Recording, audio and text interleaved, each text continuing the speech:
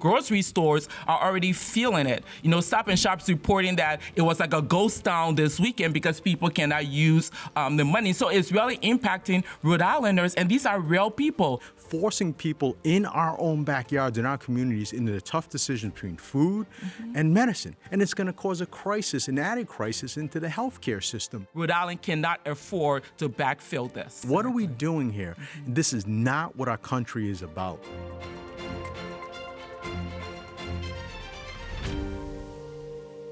And welcome into this episode of Lively. I'm Jim Hummel. We are joined this week by Weayonnoh Nelson-Davies, the Executive Director of the Economic Progress Institute, and attorney and former Cranston Mayor Allan Fung. Welcome to both of you today. Thanks. Thanks, Jim. Rhode Island has been ground zero during the national discussion on federal food assistance benefits as Judge John McConnell ordered the Trump administration to pony up for the 42 million who receive SNAP. Weayonnoh, let's begin with you. You've been neck deep in this. The order and the execution, as a lawyer, are sometimes two different things. Exactly. And I will say, I think this whole SNAP crisis is infuriating and heartbreaking. We are in the United States deciding that we cannot feed 42 million people. And it's not because we don't have the food or the funding. So what the order was, the government, before the order of Judge McConnell, decided that they would not use $6 billion in contingency fund that was put aside for emergency SNAP reasons. And the judge said, no, you have to. You have to either use all of it and fund the full $9 billion a month that we need in November, or partial. If it's partial, it has to be immediately. The chaos around this continued even after that order. First, they said, yes, we're going to comply. Then they said, we're only going to use partial funding because we have $6 billion and not find the rest of it to fund $9 billion. Then the president gets on social media on Monday and said, we will not follow the order unless the Democrats comply and stop the shutdown. Don't you know to stay off social media? Come on now. I tried. And then they backtrack, and the White House like, no, we'll comply. But then now they're doing partial funding, but in a way that's making it difficult for states to implement because they're using a formula that is not clear and dry, that we're going to do 50% of what people are supposed to receive. They're using a very complicated formula. Yeah, and let me take it back down to the local level. First, I got to give a shout out and kudos to the Economic Progress Institute and what they're doing, because I see the emails that they're sending out targeting a lot of our most vulnerable population, people that I grew up with in the south side of Providence that, really need that food assistance. And they're forced now with these decisions from, both sides of the aisle down in Washington, D.C., who are refusing to stop this insanity going on down there and act like adults, that are having a dramatic impact, a catastrophic impact, forcing people in our own backyards, in our communities, into the tough decision between food and medicine. And if you choose food for that, for your everyday efforts, what's going to happen is they're going to put aside the prescriptions or everything else that they need, and it's going to cause a crisis, an added crisis into the healthcare system, flooding our emergency rooms, flooding our healthcare system. And we already know it's a compounding effect. This has got to stop. Those adults down in D.C., because I can't call them adults, they're acting like children, need to grow up and get back to work. And I look back at this, where's the leadership? Where is that gang of eight from back in the day to kind of help all of us and forget about the partisan politics? Yeah, I agree. And we're talking about it is not small numbers for who will be impacted in Rhode Island. We're talking about 145,000 people, right? 15% of the population. 15% of the population and our economy. Like, people don't understand that the SNAP benefits also help our economy. We get over $347 million a year in our economy from SNAP. So grocery stores are already feeling it. Stop and Shop's reporting that it was like a ghost town this weekend because people cannot use the money. So it's really impacting Rhode Islanders, and these are real people, and it's making the decision between food, health, and housing. When you have to, there's the same money, it's the same pot people have to use to pay for their basic needs, and they are feeling it right now, and it's unfair to the people of America. Yeah, and what's disappointing about the whole thing? You're seeing both sides of the aisle not getting together. I'd rather see a debate on the floor of Congress, whether it's Senate chambers or the House chambers. Nobody's been in the House. No one's been in there. Weeks, No one is in there. And rather, where the debates are happening? MSNBC, Fox News, CNBC, or on social media, and then the fundraising clips come from it. It's not about politics. It's about real-world people. And look, we've got a lot of people across the country in our backyards, 145,000 here. That 29 million coming into our state coffers every month is a significant part.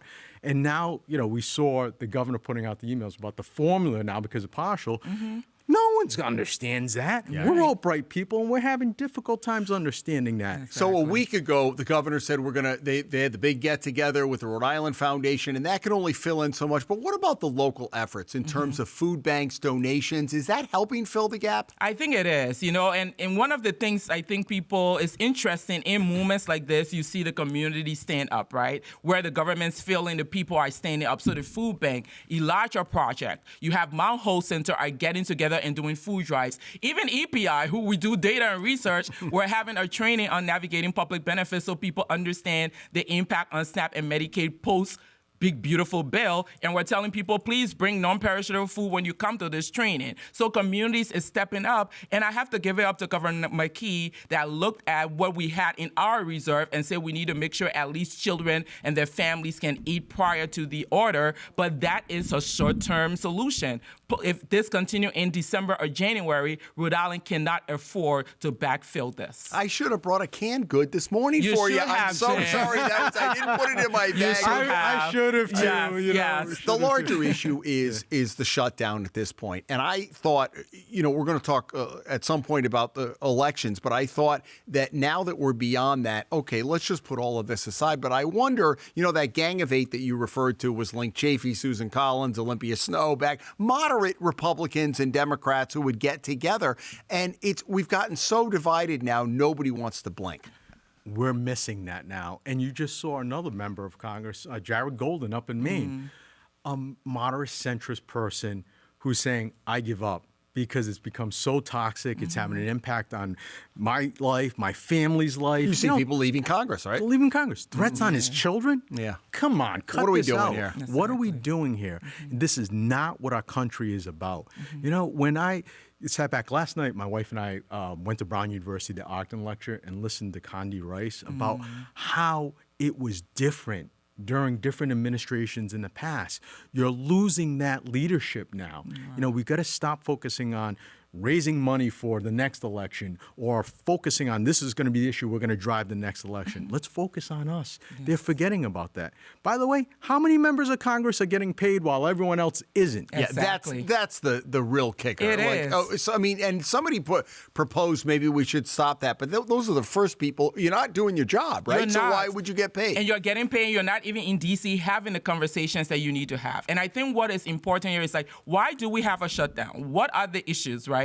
And I think there are a couple of things at issue. It is the long term, and it's really connected to the OBBBA and what has happened this year. So Democrats are arguing that they want to ensure something that's not talked about, the empowerment issue, where they want to ensure that when Congress, under the constitutional right, appropriate funds, the president cannot refuse to distribute that fund. And we're saying it with the SNAP crisis, where he is refusing to distribute contingent fund unless a judge tells him to. So that's one issue for the shutdown long term. They don't want to appropriate something and don't have a provision that will make sure the president abides by the Constitution. The other part that is important are these advanced premium tax credits. And that is critical. What does that mean? At the end of 2025, people who needed tax credit to afford to pay for health insurance in our marketplace will no longer have that. Premiums are going to double. Some families are going to see that rise about 85%. And that is a big issue. So whether it's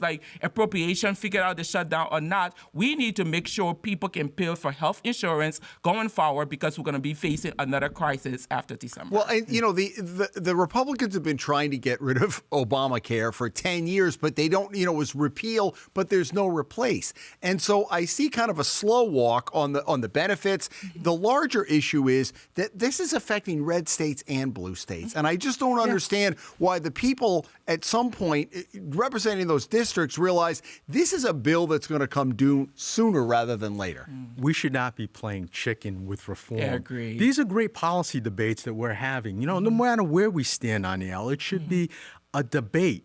Like I said before, in front of government amongst one each other, not like at forums like this on social media trying to drive a political agenda.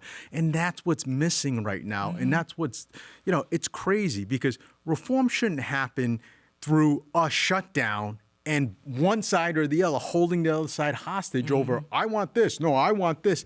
And it's got to be my way or the highway.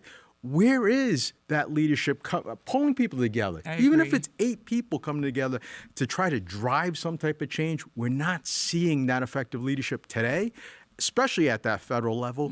But some of the states are really getting caught up into it, and you're right. It's impacting not just blue states, red states too. It's impacting everyone. And I think what we need is there's trust broken, right? The people do not trust the government. The government do not trust each other, that we can all act in good faith. And that is the problem. So we need to get back where we are all focused on one goal, to make America the best country it can be, where people can afford basic needs. And people are listening and people are watching. And there is an unrest. The elections that took place tell us that we, the people, are watching and saying we cannot afford food and we cannot afford health care, and we will do something about it if the government does not. We're taping on a Thursday morning. What is your confidence that this is going to be, that the shutdown's going to end in the next couple of days or by the weekend? I'm not confident. Not confident at all? I'm not confident either. All right. Maybe all 3 of us are not confident. Okay. Well, it closed last time when it was getting to that tipping point about travel, which we're on the precipice of now. Yeah, with Let's see airports. if that'll be a tipping point or they just still don't care. Okay. Yeah. All right. Thank you for joining us for this episode of Lively right here on Ocean State Media. Subscribe to us on YouTube and tell us what you think in the comments section below the video.